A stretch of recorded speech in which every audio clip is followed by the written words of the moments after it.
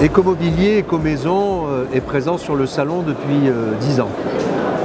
Nous n'avons pas manqué un salon, soit avec un stand, soit présent dans le village, comme aujourd'hui, le village des services, pour pouvoir présenter d'abord qui nous sommes, présenter nos offres de services, et puis répondre aux questions très concrètes des visiteurs.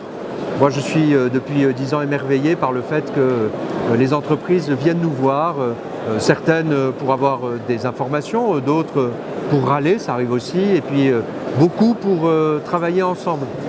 Cette année, les grands sujets, ça a été la reprise. Comment est-ce qu'on fait pour organiser encore mieux la reprise des produits des clients? Et puis, deuxième sujet, qui est un sujet aussi d'actualité, l'éco-conception. Comment améliorer la qualité, la fabrication des produits et l'impact environnemental de ces produits dans un contexte où les prix des matériaux, où les approvisionnements ont été bouleversés par le Covid et puis par la crise économique et d'approvisionnement qu'on est en train de connaître.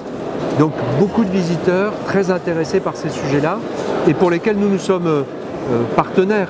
Là, on est partenaires sur le salon pour en discuter, mais évidemment derrière ça se poursuit avec des contacts, des visites d'entreprises.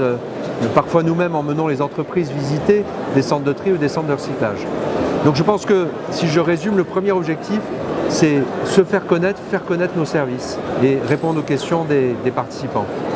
Peut-être il y a un deuxième objectif, c'est aussi dans ce village des services qui est très intéressant, de trouver et de rencontrer aussi de nouveaux partenaires.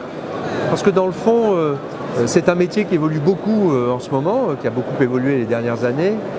Plus de services qui accompagnent les meubles.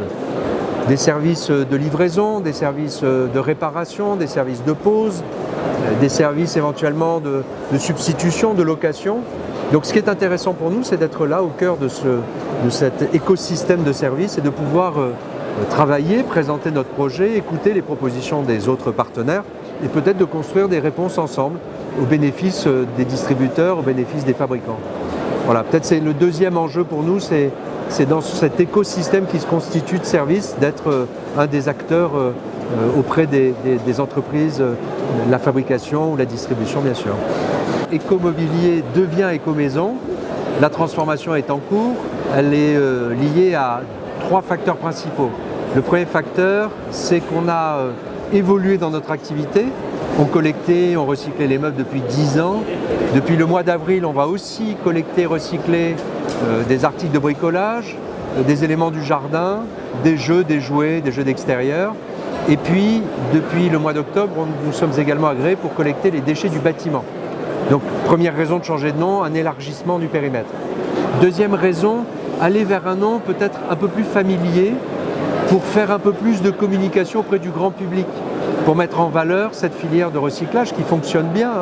Je peux dire sur le bâtiment qu'on va déployer de nouvelles solutions pour la reprise sans frais des déchets, comme on l'a fait sur le mobilier depuis 10 ans avec les distributeurs, avec les points de vente pour la reprise par exemple. Donc on va développer de nouvelles offres et on a besoin, on pense très nécessaire, de le faire connaître par le grand public.